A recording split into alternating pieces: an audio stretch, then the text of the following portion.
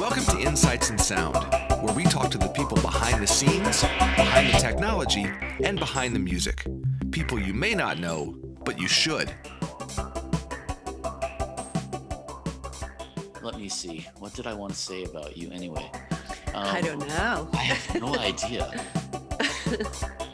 Our guest is singer, songwriter, producer, and no, let me rephrase that. Hang on. Educator. Educator, yes. Nutcase. Kook. American treasure. Sure. Our guest is the multi-talented and multifaceted Bonnie Hayes. Woo! There you go. How's that? That works, right? That's a nice catch-all descriptive one. But it really is true. You've had such a multifaceted career, and it's been long. It's been long, and it's been very interesting. And I've sort of loosely followed you over the years. I think I met you when I was all of 19, and you were teaching. This is pre-Blueberry. You were teaching at Family Light Music. Family Light. Mm-hmm. I don't think you were teaching songwriting at that point. I think you were teaching composition or something like that. So it was remember, I'm sorry, to interrupt, but when I was trying to learn how to write songs, there were no books, there were no classes, there were no songwriting teachers, there was no pedagogy of any kind anywhere. It was kind of like either you got it or you don't, kid.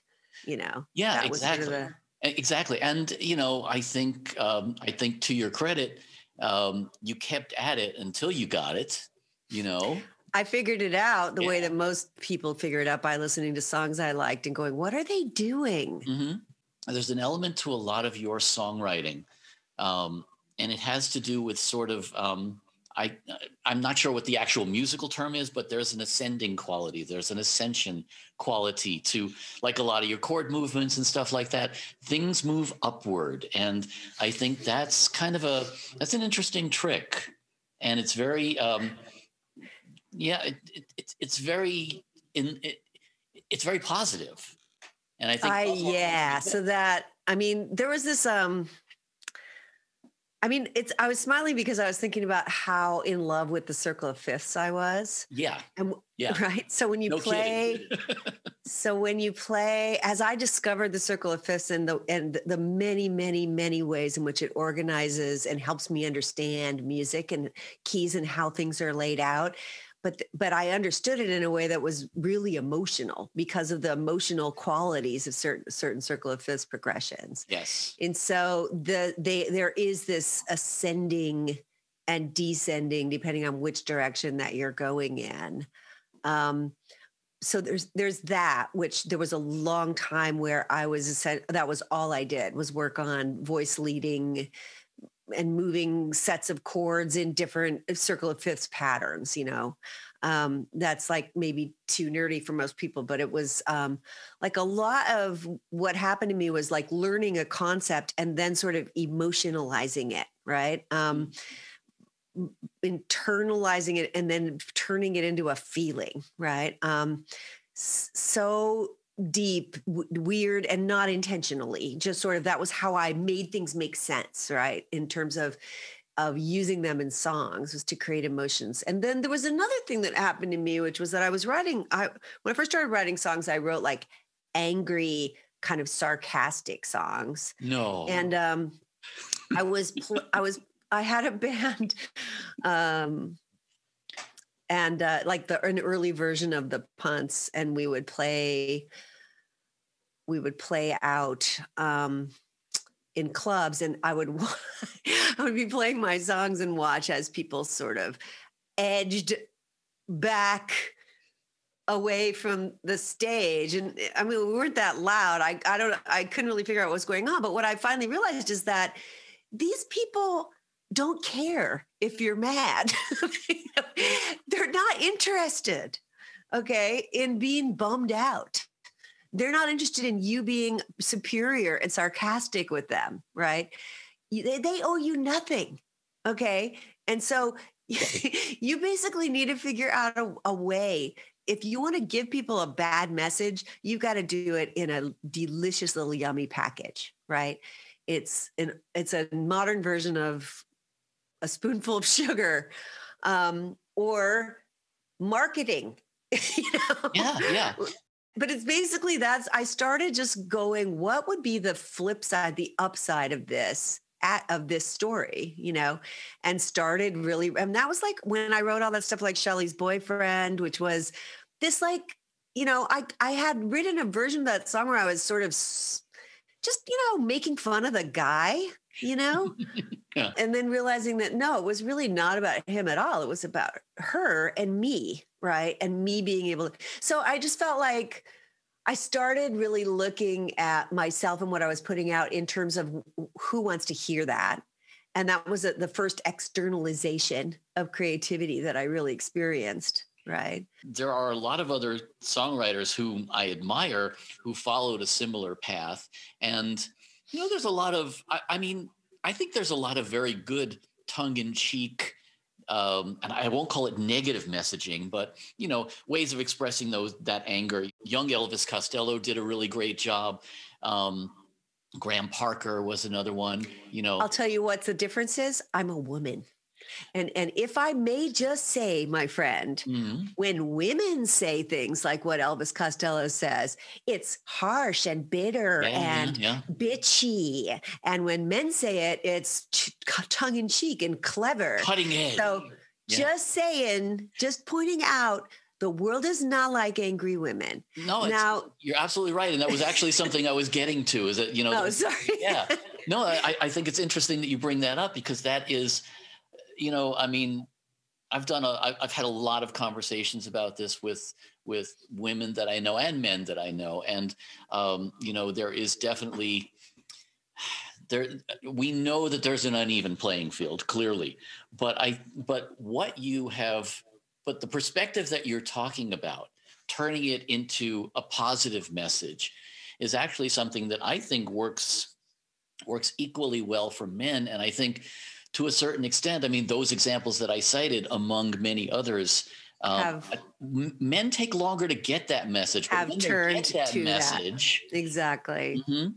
I mean, you listen to Elvis Costello's songs now. Exactly, my point. There's no piss and vinegar in them. Yep. I mean, there's intelligence, there's musicality, there's kindness. But how long did it take him to get there? Well, you know, I think it does take men longer, partly because they're not punished for it as readily. And so, you know, it becomes sort of it's a thing that can work for men. And so therefore it takes longer for them to pay the consequences of it, which is a corrosion of your own soul, because that's what negativity does. And as we get older, we start to feel that, you know, even for me now, you know, I still have, I basically have to look at, I'll have negative attitudes about things and go, you need to flip this. You need to flip this, because, and you can do it. You can say it with aging. You can say it with, I mean, you know, relationships, with my job, you know, and I think with music, the music industry, it's easy to cop an attitude. You know, it's easy to go, the music industry sucks. It's, you know, you will get fucked over and over again. There's no way out. And the other way to look at it is to go, you can help people figure out a way to not get fucked, right?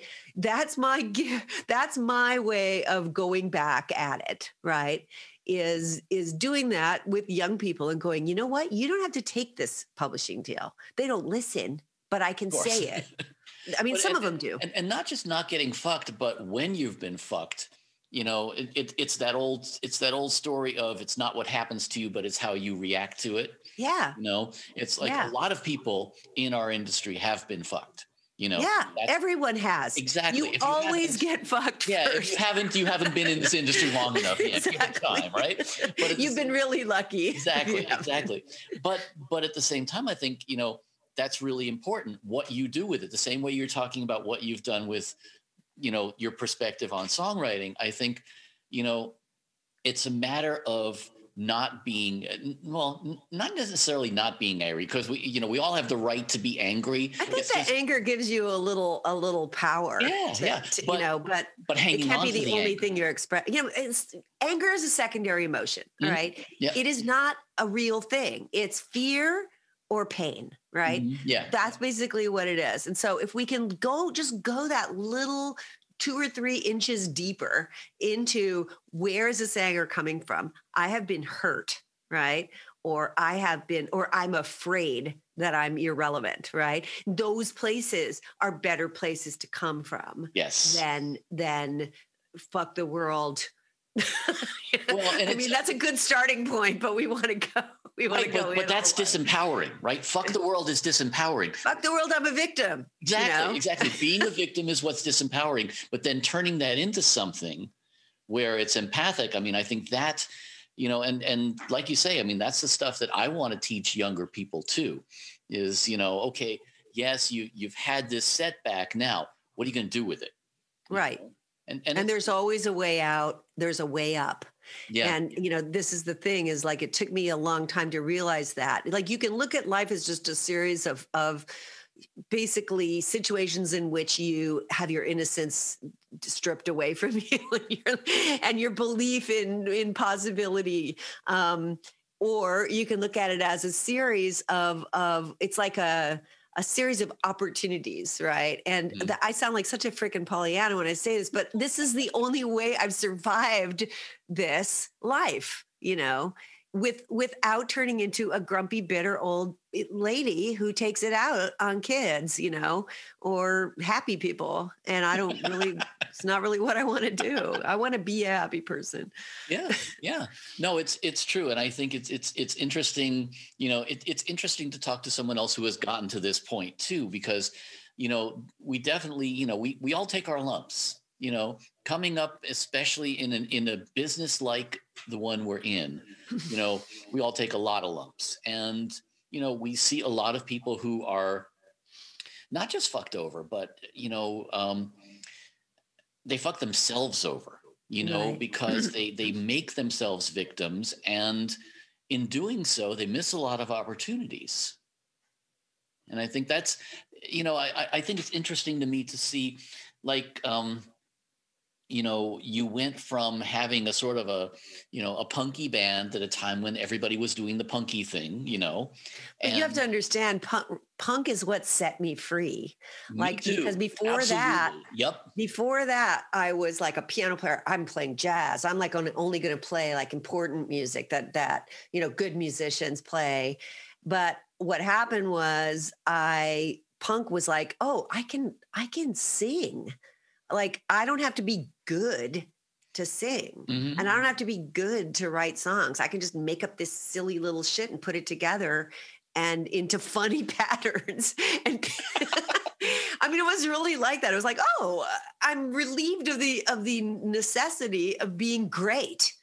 Right. Although you never really fit the punk mold very well, Oh, not at all. Complicated, And remember, I was a little bit tubby. I was a little overweight, and I was an outsider. I was an outsider in the jazz world. I didn't belong anywhere. I was an angry little girl, who I was permanently in the friend zone of every guy I liked. And, there was this whole thing going on for me. And that basically released me into being a performer, which released me into becoming this iteration of myself. Mm-hmm. And I do think so it wasn't just copying, because it was sort of like permission. Punk was permission to be bad. Yes, it was. It was permission. It was also permission to not give a fuck. Yes, to go, fuck you. If you don't like it, go away then. Exactly. But I think also, a lot of times we lump the whole punk movement into this thing of simplicity, because a lot of, the Ramones or stuff like that, all the 3-chord stuff, that's right. Great. But because none of them were musicians. Well, and that's just it, and there were a lot of us who were a little bit deeper than that, I'm sorry, but, Shelley's boyfriend, Rochambeau, I'm sorry, that didn't fit the punk mold at all. Okay. No, they had extra chords. It had like all 5 chords in it. It was insane, but I think, that's really interesting because we were given the license to try everything, and it's the same thing like, the music movements of 60s and 70s. There were a lot of influences that came in that were completely outside of the stereotypical rock and roll genre. And I think those are the things that really, embracing those things and bringing them in was what enriched a lot of the stuff but putting the barriers down was the first step in doing that. And that's how you attracted all of Elvis Costello was in the punk movement. Graham Parker, who, I'm a huge fan of. Chrissy Hind, like nobody belonged, like everybody just did their thing. There was the Ramones and Fear and those guys and, Yeah. And then there was, all kinds of people who didn't really do that simple music. Yeah. You come from a musical family, right? Yeah. I know you have many. I know two of your brothers. Very musical as well. Were your parents also musical? I don't know anything about your early family. My dad was. Yeah. Like, so we there's 7 of us, right? Wow. And my dad was a doctor. He was in the Navy. And then he went to medical school. The Navy like paid for it or whatever. And then he had to do a bunch of years in the military as a doctor. And so we, but he was he was one of these people that like really, who's super liberal, really progressive. He was raised, he went to a Jesuit school for undergrad. And he, we basically like other families watch TV after dinner. We had to sing. Dad would play the piano and we would sing folk songs like on a summer day in the month of May, a burly bum came hiking on the shady lane through the sugar cane. He was looking, and then or Tom Lehrer songs. Oh, perfect. So that's where you got your snark from. Okay. I blew Laura Ackley's mind the other day because she made a like reference to his Harvard song. And I was like, oh, you mean fight fiercely, Harvard, fight, fight, fight, demonstrate to them our skill. So be it. They possess the might. Nonetheless, we have the will. Like I can do the whole freaking Tom Lehrer record. I'm impressed. I know. And so we basically learned to sing. My dad made us all take piano lessons. We all took piano lessons from the age of 4. I took them until I was, basically my whole, youth. But so what happened was my dad, we also took language. I took Latin. We took Spanish and French. Like it was you could like hang with the Pope. It was crazy progressive education land, right? Uh-huh. And then my parents got divorced and my mom moved us up to San Francisco in 1970, the year that the Blue Bear School opened. And the Blue Bear School was like these guys were in a band, started a music school. They rented a storefront out on Ocean Avenue, started a music school, which I ran into a guy in the park when I was ditching school, smoking the doob. And he said, hey, man, you should, I was like, oh, yeah, like I'm looking for some people to play with, man, because I had no idea. And he's like, oh, you should go to Blue Bear. So I went out to Blue Bear and I had my first piano lesson with Richard Strauss, where he taught me how to he taught me chords, which I had never learned in all those years of piano lessons. He taught me what chords were. What were you studying all those years? Classical music. No. No analysis, just read the stuff on the paper. So he taught me chords and he taught me the blues scale and the blues progression. And I fucking lost my mind. I suddenly started figuring out all these songs. Like I was listening to the Beatles and going, oh my God, they're just chords. And so just sort of, and then in short order, my brothers and sisters started going to the school and, Chris took guitar lessons and started practicing diminished scales, 8 hours a day, and turned into a prodigy, right? Yes. Kevin was on the road touring with Jon Hendricks when he was 16 years old. He dropped out of high school and got his GED like that because he's no dope, and toured with a jazz great, right? So Blue Bear, I have to say, which is still around today, Yes. was the most important thing that happened to us in terms of our musical development. And it was like it opened the floodgates for us. And we started a band, me and my two brothers and Tony Washington, Merle's son, and Frank Holder, who's a Filipino percussionist. I mean, it was like multiracial, multi-gender, like in 1972. Right. So like just saying, I mean, we basically just became musicians the second that we could and started working. And that's what happened. Well, and I think the other thing that strikes me with that is that, you not only started figuring out the musical content as chords, but you also had your first taste of ensemble playing that wasn't orchestral. And that, to me, I think that, at least in my experience, that was the huge learning experience from me, was when I started playing off of other people. When you start sharing that energy, that really is improvising in a group. So like, we have a structure, but like I'm playing a piano part that isn't a part. Like I'm just I'm following what the soloist is doing. I mean, that's that jazz mentality. Yeah. Which is, especially in fusion zones where you're just opening up into a modal space, and so everybody's making it up. Like they're changing the groove, the meter. I mean, the tempo will stay the same, but the pocket will change. The bass part will change. We'll move into some other harmonic spaces. The soloist drives it all. And like that, most punk players never get to do that, Yeah. And so I feel like in a lot of ways that playing a lot of jazz, which both Chris, Kevin, and I all did, was a really big part of our musical development, Yeah, I think just and jazz definitely, but in general, I think just the feeding off of each other, that to me that opened up a lot of doors in terms of my perception of what music was all about. Well, and also having to make a groove, right?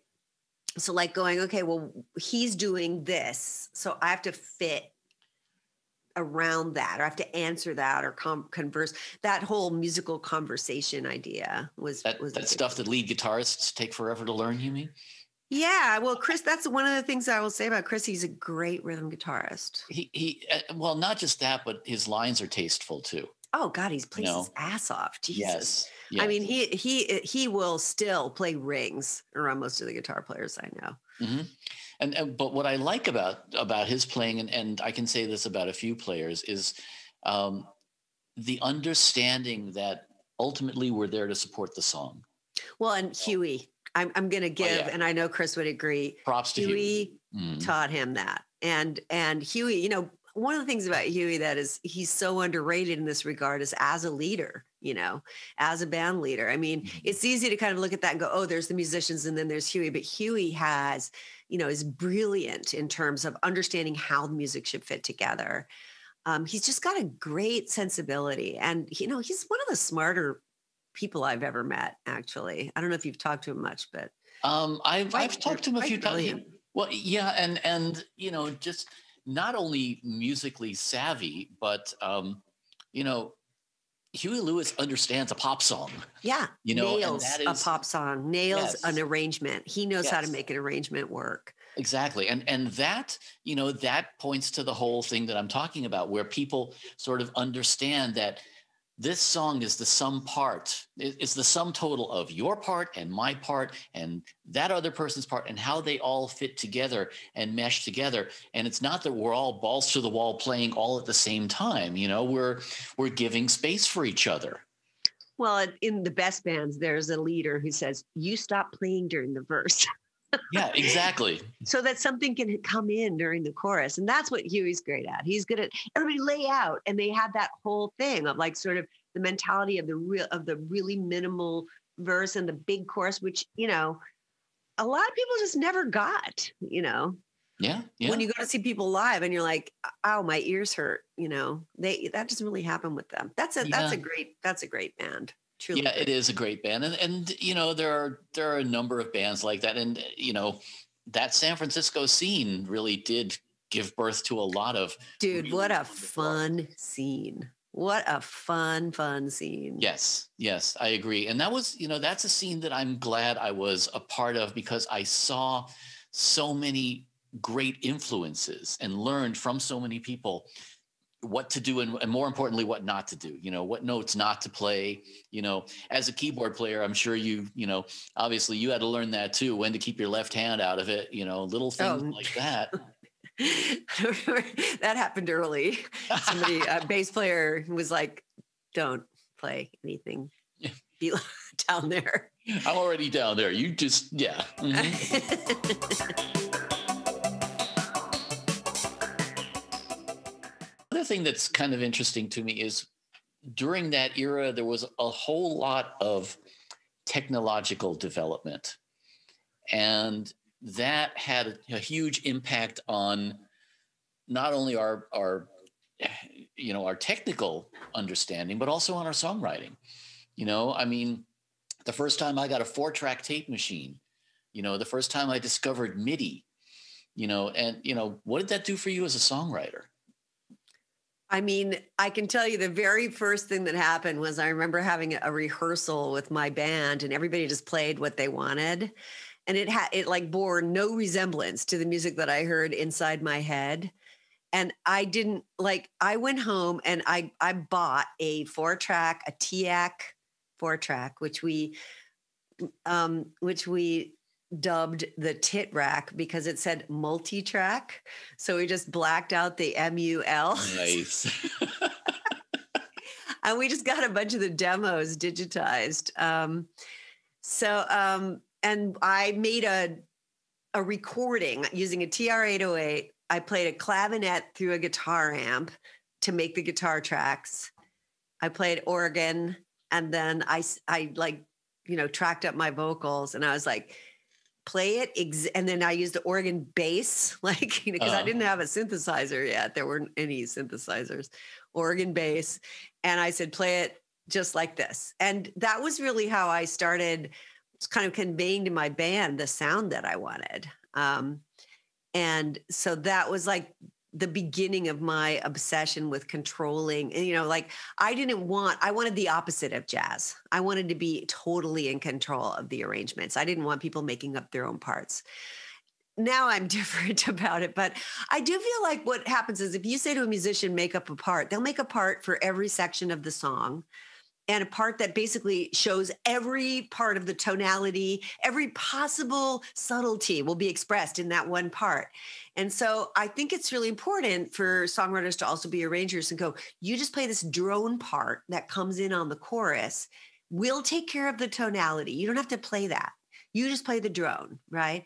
And I think for me, that was so being able to work that stuff out in 4-track, and at the same time learning how to I'd make the 3 tracks, and then I'd copy them to the 1 track, and then I'd bounce it out and then fly it back in, and then do so it was like a lot of audio recording techniques that started from me just going, I need to do this. How do I figuring out how to do that, right? Sure. Then, then I got an Atari computer and Creator, which was the MIDI sequence program, the very first one. Yes. And I did MIDI sequencing. And then I started using SMPTE. Mm-hmm. I had an Atari with something called Hybrid Arts, which was, another one of those. Yeah, MIDI another programs. one of those. Yeah. And then I got I obviously went through before digital recording started. I went through the digital tape thing. Mm-hmm. Tascam. But all of that was just basically, the other thing was then I was being a professional songwriter and having to make demos.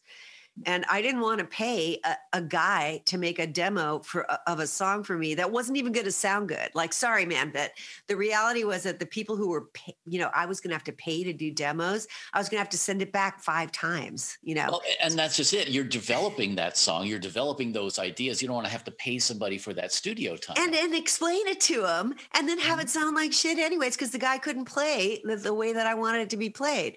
So what happened was that was when I really started developing my demoing and production skills. And as the technology advanced, I advanced as well. To the point now where the technology has kind of surpassed. I mean, I would say, I'm learning. I mean, my Logic, I'm really strong Pro Tools engineer. My Logic chops are, I'd say, at an intermediate level. My Ableton chops are at a low level because Ableton works in a way that my brain, it just doesn't make sense to me. I have that. That's because, with it. Yeah. That's because we work in that mix window is the replication of something that no longer needs to exist to make music, right? Yes. And also, the whole beginnings of MIDI, I think one of the things that MIDI did was also give you that sort of mathematical outlook, that grid outlook. Which it turns out I'm really good at. I always thought I was bad at math, but I'm really good at it. And I'm really good at patterns. And I used to edit in the event editor, and everybody would be like, "How can you do that?" I'd be like, "Oh, you could just tell when the sustain is too."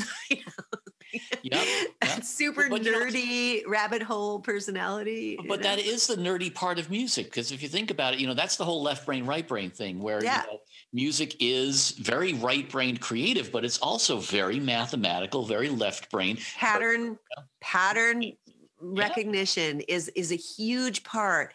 And there's like I don't know if you've ever checked out Hit Songs Deconstructed, but it's this David Penn thing, and he has there's a database. He analyzes songs, and it's all based on pattern recognition. And it's funny because you start realizing, there's like big patterns, and then there's littler patterns, and then there's littler patterns, there's littler patterns, and then all those patterns are over. And so that's why we love music so much, is because it's like, oh my God, every time you listen to it, you perceive another level of pattern. But somehow we have to emotionalize that, Yeah. Now mixing into that, the discipline of literacy, lyrical content. Okay. Because to me, it's like, I can listen to instrumental music forever and it's wonderful and everything, but the songs that really touch you most of the time touch you because of a certain linguistic. Well, that's the emotionalizing part, I think. Exactly. I mean, it's not that it's not that music isn't emotional, but that we connect it to a specific situation in our lives that turns into a personal emotion, right? When we have lyrics. Yep. It's like I was listening to Mike Reed, who wrote the Bonnie Raitt song with Alan Shamlin, who wrote "Can't Make You Love Me." Oh yeah. And there's that first 2 lines: turn down the bed, turn down the lights, turn down the bed, turn down these voices I hear in my head. And that turn down the lights, turn down the bed. Every single person sees a bedroom, sees a different lamp, a different quality of light, a different bed, a different orientation, a different window, a different rug, a different bedspread, different pillows. But they all are connected to the same thing, which is when you love somebody who doesn't love you back, right? It's a common emotion. Yeah. But it's like we all enter it through this barely expressed picture. And, I just feel like lyric, it's the hardest thing in a lot of ways, because it's so hard to use words that have been used over and over and over and over and over again to express emotions. It's so hard to use them in new ways. And that's why it's really important to have some detail that allows people to still fill in their own colors. It's not turn down the russet colored bedspread with in the blue room with the big windows. It's just turn down the bed. And what happens is it gives the listener the opportunity to write their own movie to go fill in the blanks. Right. Yeah. And so I feel like there's this gift of saying the right amount, not too much, not too little. Yeah. Yeah. But also you have to be telling the truth. Like I can't tell you how many songs I get from, especially from men. Men seem to do this a lot where they're like, I wrote this song and it's like a song about a woman and she, she's so cool. Like she wears, and I'm like, why are you telling this story? He goes, well, I just think it's really a cool woman. And I go, but why do you want me to know that? Like, why is it important that you express that to me? Right. I mean, cause like, where are you in this? Because I know my own cool women. I don't need you to describe any of them to me unless you have something that you want to say about your feelings about this cool woman. Yeah. There's that thing of like, well, I'm just going to show and people are going to feel it. And it's like, nah, they won't. You have to be in the song. You have to be there. Yeah. You have to enter, you have to be in the song. Right. And somehow. It's the best literature too. The best literature basically lets you paint the picture. It just gives you a structure. And then you can sort of, it's like a line drawing. But literature is a little bit different because there's the omniscient, literature can be on a bigger scale, and then there's not music. Yeah, you don't have rules. You don't have the same rules. There's not music. Yeah. First of all, there's no meter. Second of all, in most literature, and then there's no rhyming, and there's no patterns except for the meaning patterns. And lastly, though, music does a lot of the work that we have to do with internal language or external language in literature. Music does a lot of that work. Putting the right chord with the word happy means that happy means something else. We have another level of meaning in music that if I want to say happy in a story, I have to set that happy up with a bunch of other words. Okay. I don't have to do that in a song. I can just play a certain kind of chord and it'll be like happy or happy, depending on what kind of chord I'm playing. That's an interesting point. Yeah. Yeah. Because you have this other art that is sort of building the structure with the lyric. Yeah. Mm-hmm. Yeah. So, it's that. Yeah. It's that chords, tonality, melody note, vocal timbre, where instruments that go with it, the whole arrangement. Yeah. So there's all of this stuff that creates vibe that isn't created by language, right? That adds to the meaning. Yeah. And to your point, if you just compare, let's say, multiple versions of the same song, I just recently heard, I was driving and somebody played back to back Marvin Gaye's version of Grapevine and Gladys Knight's version, same song, completely different feel and completely different interpretation. I don't know which one I like better. I don't even want to choose, but point being, the orchestration, the meter, everything is different. And therefore the entire meaning of the lyric comes across differently. Otis Redding's version of Respect versus Aretha's. Right. Well, and then it goes even deeper. Remixes and reharms. Oh, yeah. Like there's literally remixes of like the James Blake version of the Joni Mitchell song Case of You is a great example of that, where James Blake, he just deconstructs the song and gives it all this other context, Yes. It's so interesting. Mm-hmm. So, that's the thing that, because I'm really more of a musician than I am a lyricist, I would say I was a creative writing major in school, but no surprise. Mm-hmm. I'm a nutcase reader, right? Like literally crazy. I did an interview with Alan Green from oh my God, he's got a podcast that St. Mary's College station there. Embers, it's something Embers. And he and I were talking about, he teaches literature, and we talked about freaking short story writers for 15 minutes. So I really love literature, but as a lyricist, I feel very constrained. I don't think I'm very good at lyrics. Oh, I beg to differ, but I think, you're right about the constraints. And, there again, you can use those constraints as an aid in a certain sense, It makes it like a crossword puzzle, kind of, in a lot of ways. It does, yeah, because you have to fit certain things into certain meters, and that helps you resolve certain problems that, you might run into completely different problems if you're trying to write a book, Or it might you might go, how am I going to get this big long line that I have to say into this little short space? Oh, I'll just increase the space. And one of the things I love about the conversation between lyric and music is that both parts can move, right, to accommodate the other part. So it's like this constant kind of juggling back and forth. And the only reason I say I'm not good is, like, as an example, I really have only written in 2 points of view, which is direct address, which is I and you, and first person narrative, right? Like, I've never explored the omniscient. I've never explored the you, the second person only. And I also don't know, like, there's a bunch of things that I just haven't been able to do that I like. That kind of stuff in music, I'd be like, oh, I've never used that chord in a song, I'm going to use it in a song. And it was like, no problem. But, I'm going to write a third person perspective song.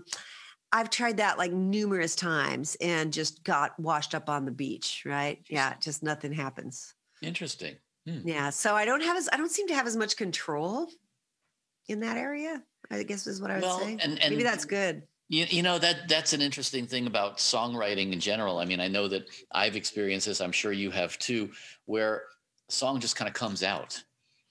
And it's been a long time. I have too much brain. It's like I was talking to Alex about this too. Like, I get in the way too much now because my work is a lot of analyzing. So you've gotten too analytical with your songwriting now? I can't keep that lady out of the process long enough to have a moment with myself. Plus, I mean, the other thing that's happened to me is, I'm a grown up now and I don't believe my feelings anymore. Like, I don't have that thing where I'm like, I hate him, I'm going to write a mean song about him. Like, I never feel that way.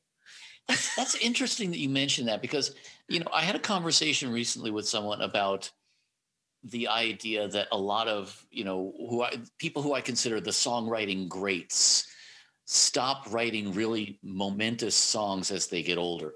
Paul McCartney, I think he's still a brilliant artist, but I don't think he's written a truly memorable song in decades. Paul Simon's another one. He's done great art, but I don't know that he's really written anything that is, and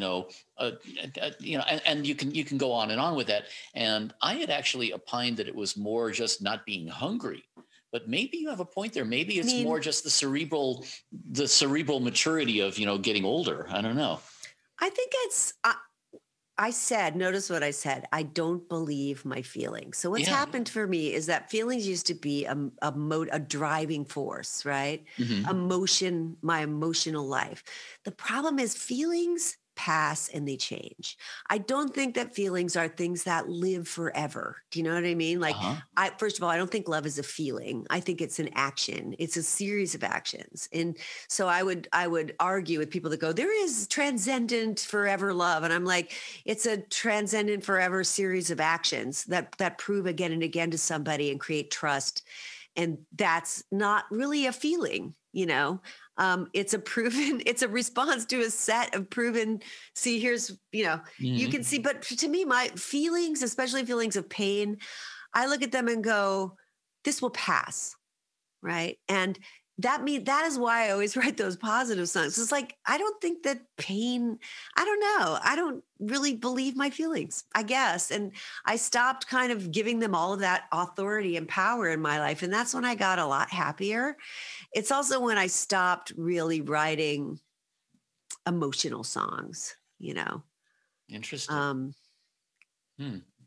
So that's just, this doesn't sing as well. Maybe that is maturity. I don't know. I like, the other thing is, remember that I have a job that's basically, it's a 60-hour week job, you know? And so I don't have I do believe that I think you have to be bored to write songs. Like you have to have lots and lots of time to get all of the cleaning of your house, all the shopping, all of the cooking, you know, all of the stuff that you do to avoid, all the exercising, all the stuff you do to avoid writing songs. You have to have enough room in your day to do all those things. And then to hit the wall of like, I don't have anything to do, I guess I'll play the piano. Oh, I don't have anything to play. I guess I'll make something up. But that really only happens to me after I've exhausted all procrastination possibilities. Interesting. Well, that's funny because I did want to segue into asking you a little bit about the whole idea of juggling all of these disciplines, you know, juggling all the things you do now in, you know, I mean, it's a completely different lifestyle, obviously, than being a performing musician or a touring musician or anything like that. But, you know, I do a lot of like these panels at NAMM and stuff like that. And a lot of times the questions I get asked from younger people are about, you know, the different careers in music and the different things you can do in music. And, you know, one of the things that I try and get across is that you don't have to just be, you know, dependent on being a rock star or being a producer or something like that. There are so many different disciplines. And, you know, going back to what we were talking about earlier about balancing all of these things and juggling all of these different disciplines, you know, that's changed for you over with taking on this job. Going to Berkeley really changed. I mean, that's the first time I've ever really had a job, you know, where it, you know, it wasn't a contract, you know, it was like, okay, I have a boss and my boss has a boss and I also have to boss people. And, so it's like a really different, but so think about it this way, which is the way that I think about it. I was interested in this, which is leadership, right? The idea of compassionate and intentional leadership, which I've explored a lot as a teacher, you know, and so just kind of, for me, in some real essential way, being a performing singer, songwriter started feeling like silly and beside the point in some ways. Like it was kind of like, oh, I'm going to get on stage in front of my, you know, 250 fan friends. And I don't know, it just felt like you have exhausted this in it as a, you know, there's nothing that challenges me. And that's it right there. Yeah. The challenge was done. Yeah. I mean, it's not that I couldn't do it and I like it. It's not that I don't like it. It's that I feel like a silly ass doing it as my main thing. You know, I'm sorry, but I do. I feel like, oh, look at me. And, you know, dressing up. I don't know. It just feels dumb. And this is what happens when you grow the fuck up, you know? Yes. And the whole world doesn't revolve around you anymore, or even close to revolve around you, you know? And then it's like, what can I do in this world to maintain my connection to it, right? And to the people that are going to be next, right? Next on the revolving, the merry-go-round, what can I do, right? What can I do to stay connected to music, to the people that make it, to, you know, to the changes in the world, and to be a part of that, a cog in that? That's like what I'm interested in right now. Granted that I wish I could have some time to write songs, you know, and I will again. I'm not in a big hurry. And in the meantime, this job is really challenging and it's really asked a lot of me, and it has taught me a lot. Well, it's interesting because that goes back to what we were talking about earlier about the whole idea of not being complacent, you know, and I think, yeah, you know, I love the idea also of, you know, I want to write songs again someday. I love the idea of getting on stage once in a while and performing, but ultimately those are things that we've mastered. And once you master them, you want to move on and do something else. it's the reason I'm doing this show right now is because what would I write about? Well, yeah. I'm happy. I have everything I ever wanted. I live in a beautiful house with my friends and do exactly as I please within, a fairly, what is, I don't have any drama. There's no drama. And then I'm going to get old and I'm going to die. Big drama. It's like, you can't write about that shit. It's too big. I don't know. I don't want to write songs about death and I don't want to write songs about aging. So it's like, that's the drama that's on my plate right now. And, yeah. And also I think, to your point, you're now in a position where you're delivering a perspective to the next people in the chain, so to speak. Yeah. It's Berklee is where it's at as far as pop songwriting goes. It just doesn't, it's a great curriculum. It was there before I got there, but I've helped it along into the modern world, but definitely it is a fantastic curriculum. The college itself is a hotbed of talent and they go out into the world knowing each other. And there's a system of Berklee alums helping current students and giving internships and giving people a leg up and giving them jobs. My daughter just got a job with a Berklee alum and she's working as a producer in Los Angeles. What could be better, So I feel like, there's not a better place for me to be in terms of being able to fulfill that function and to stay in touch with what is happening. Otherwise, most of the people I know listen to music from 30 or 40 years ago, Yeah. I actually listen to modern music. That's another interesting thing to me too, is, I think, I always try to, listen to what's going on now. And, you can't help but compare and draw parallels and stuff like that. But I think there again, that's another challenge, because the brain wants to go back and listen to, whatever we really loved 30 or 40 years ago, whatever it is, and I think it's kind of cool to be pushing yourself. And yeah, your thing at Berklee is definitely, it pushes you. I can tell that, and that's a good thing because it contributes to who we are. It's just a great, I call it a fourth act. I've had 3 acts. I had the performing singer, songwriter in a band, getting record deals. And then I went to professional songwriter, back of house songwriter when I got too old at 34 to be a performing songwriter. Oh my God, ancient. Hi, welcome to being a woman. And then I became a producer. I had a studio and did demos and records every day. And then this, basically 10 years each. And I'm just, I just think it's like having 10 lives, so. But it also, it's about being multifaceted. And I think if you get stuck in a rut, whether you got stuck in the performer rut or the songwriter rut or whatever it was, you would have not had the chance to grow. And to me, I think that's what's really important is the idea that we can take each of these careers and build them onto the next one. Yeah. And they're by necessity. Like I said, I was sort of driven out of you can't get a record deal. At that point, you couldn't get a record deal as a vocalist, if you weren't a certain age, right. Or, they'd say, we already have a woman on our roster. I got that one a lot. And then, so then going to back of house writing and doing that for a while and then realizing this is really not that much fun, writing, you had to write a hit. Which to me is the death of writing a hit. If you're trying to write a hit, you're not going to write a hit. Exactly. It never happens. Hits are fun. Okay. That means you can't grind.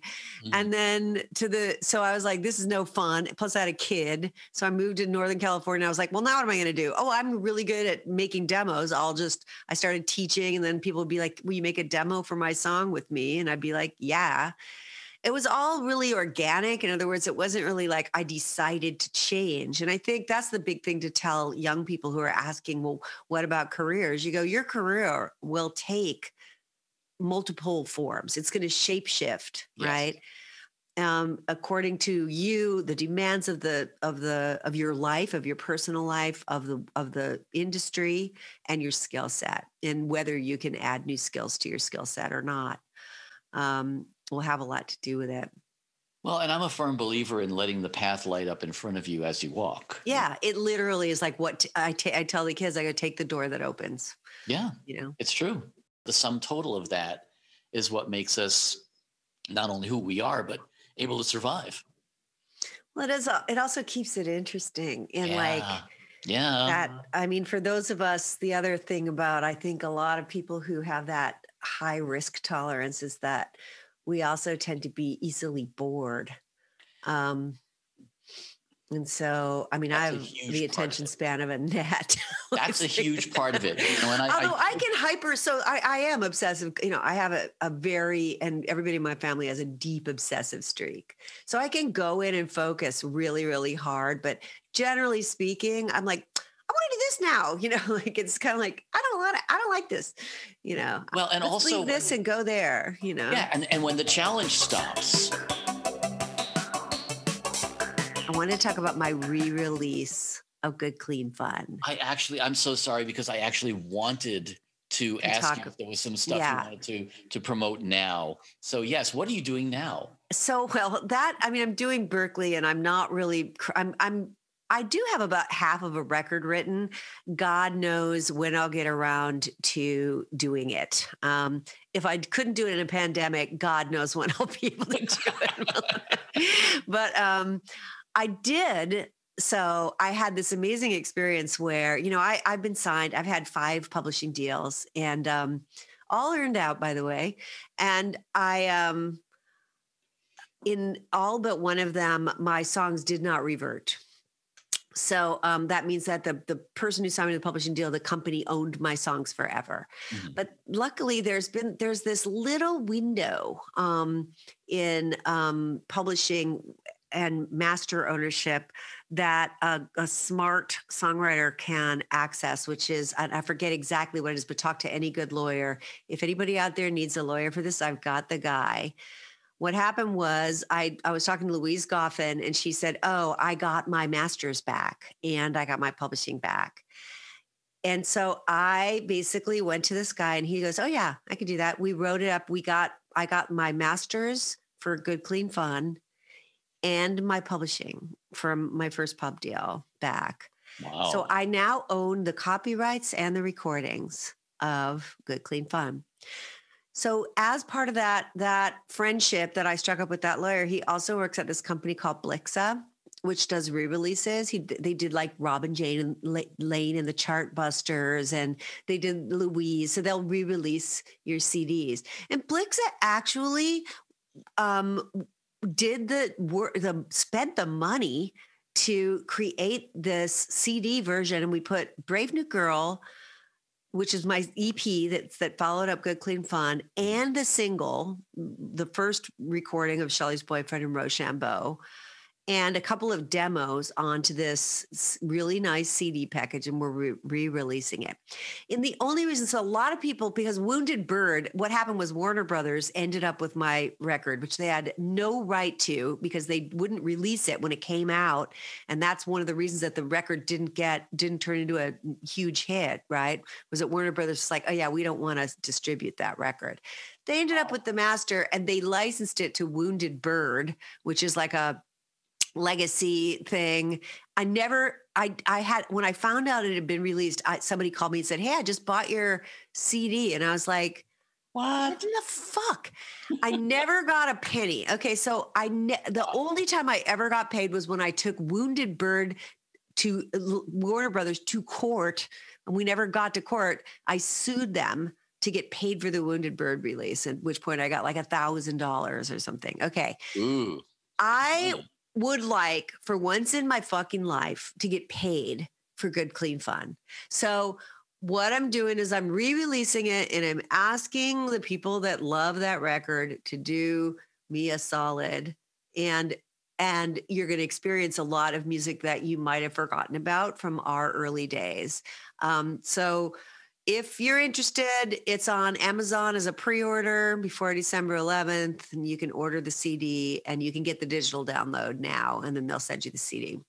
Oh, that's So cool. there And you go.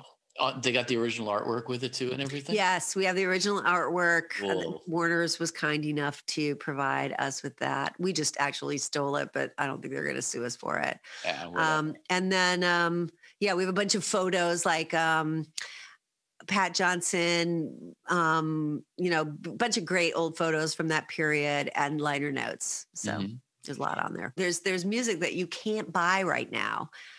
Available on that CD. So I really feel like it's worth it.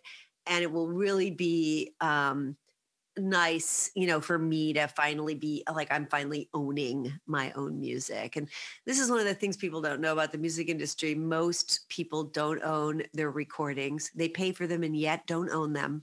Yeah. The record company makes money on them forever. You never can buy them back. That's what that whole thing with Taylor and Scooter Braun was all about. Yep. And most of the time they own your copyrights. That's your intellectual property of your songs forever. It just isn't fair. It isn't fair. Remember when I was talking before about I would pay to do this? Well, I did. Yeah. Yeah. And most of us did. I mean, it's the Taylor thing is one, all the stuff that Prince went through is another. Again and again and again, we see people who Tom Petty wasn't allowed to record. He refused to record. I mean, this is an example of what is essentially is a kind of slavery, Yes. And so, I mean, I don't want to in any way liken it to the slavery that we took care of, that we did in this country, but it is a form. It's indentured servitude. Of servitude, yeah. Yes. And that I really feel like needs to end. Mm-hmm. So I'm doing my part.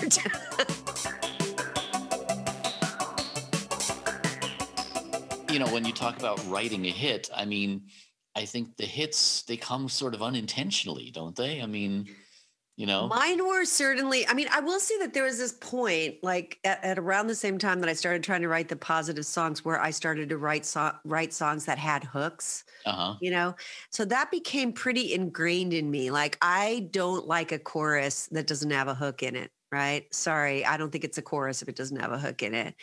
And that was something that I basically just sort of internalized pretty early on as part of my process of not starting a song. Like, I could start all the songs I wanted, but I wouldn't consider it locked in until I had a chorus that felt like a real arrival, a glorious point in the song. Yep. And when I got that, I would go back and write the verse to it. The degree of intentionality there, I think, is important. If you just let the song happen and you haven't had some kind of form, you haven't had some kind of, learning process around form and intentionality, I think you can just get into this thing where you write bad choruses for 8 years and can't figure out why you're not getting over, right? So I'm not a full on like, let the song happen. But what I will say is once you get those processes kind of internalized, then, and you accept that starts happening without you trying to do it. Yes. And that's when you start writing the songs. And that's what literally Have a Heart and Love Letter were both written in one session. All right. Like, well, what happened with Have a Heart? Did I ever tell you this story? I think I told you. I was writing it for Huey. They had told me that they were making a reggae record, and that was Small World. They were going to make a world that used reggae and world rhythm. So I was like, oh, okay, I'll write a reggae song. I called my brother Kevin and I go, come over to my house and program a couple beats for me so I can write this, because I don't know how to make a reggae beat. He did a reggae beat, and he did a don't gank gong gong gank gong. So I wrote Have a Heart, all the music immediately. And I wrote Have a Heart. And then I didn't have any of the rest of the words, because I was trying, it was like, have a heart. Hey, you wacky kid, have a heart, kid. I was trying to write a funny, like a Huey jokey song. Because, his lyrics are kind of fun and funny. Yeah. And I tried. I couldn't write the lyric, but I had the hook and the chorus and all the music I wrote in like an hour. Love Letter, I wrote the music to that second drum beat. I wrote the music and the lyric in about 2 hours. And so what I'm saying is at that point, the flow was happening within the boxes that I had set up of like, has to have a chorus, has to have a hook. You can see that I was using alliteration at that point.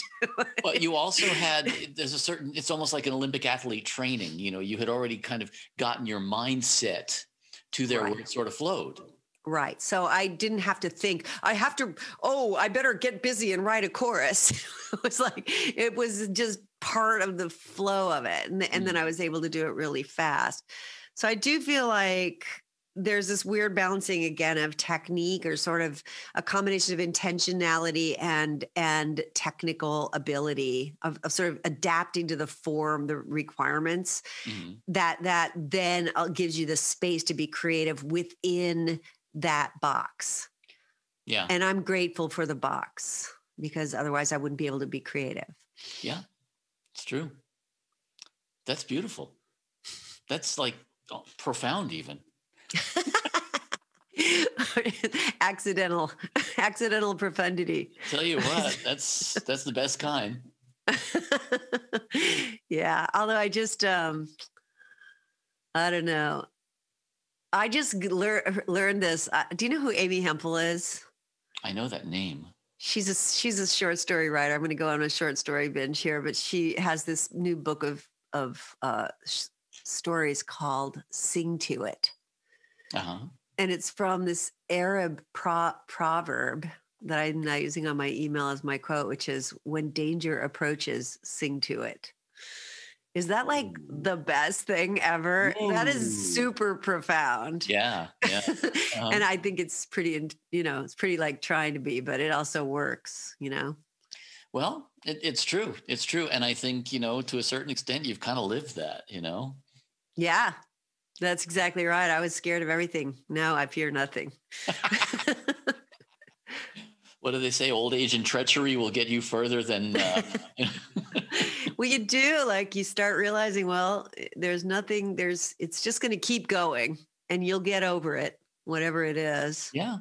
And, I think one of the benefits of maturity is, losing a lot of those filters. Yeah, I think I probably still need to lose some more, but vanity, Yeah, I understand. Well, Bonnie Hayes, thank you for being my guest. That was a great conversation. I really enjoyed it. I hope we didn't veer too far into the I'm all about the rabbit holes. We went down some rabbit holes. They were good ones, though. Absolutely. They were musical. I love the charge of an audience, and a drunk audience. Yeah, exactly. You know what I mean? Exactly. There's no better audience. It's true, because you can't do anything wrong, It's just like, we're here together, let's rock. Exactly.